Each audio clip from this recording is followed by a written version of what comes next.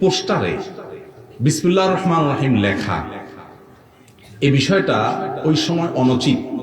যখন এটা লেখার ফলে আমি জানি যে এই পোস্টারটা একসময় ছিঁড়ে ফেলা হবে, নিচে পড়বে, ড্রেনে পড়বে, ময়লায় পড়বে, অসম্মান হবে। কারণ বিসমিল্লাহির রহমানির রহিম এটা আল্লাহর কোরআনে কারীমের আয়াত, ইন্নাহু মিন সুলাইমান ওয়া ইন্নাহু বিসমিল্লাহির রহমানির রহিম, সূরা নামলের আয়াত এটা, বিসমিল্লাহির রহমানির রহিম। তো আপনি পোস্টারে লাগাইলেন রাজনৈতিক উদ্দেশ্য হাসিলের জন্য অথবা অন্য কোনো উদ্দেশ্যে, কিংবা আপনি ভালো উদ্দেশ্যেও যদি উল্লেখ করেন, এরপরে আপনি জানেন এটা যেন তেন ভাবে ছিঁড়ে ফেলা হবে, পায়ের নিচে পড়বে, ড্রেনে পড়বে, ময়লা আবর্জনার সাথে মিশবে এবং যেন তেন ভাবে এটার অপব্যবহার হবে, অসম্মান হবে, তাহলে আপনি এই জায়গায় আল্লাহর নামটা এভাবে লেখাটা উচিত না। বলে তাহলে আল্লাহর নাম ছাড়া না সবকিছু অপূর্ণাঙ্গ, তাহলে কি করব?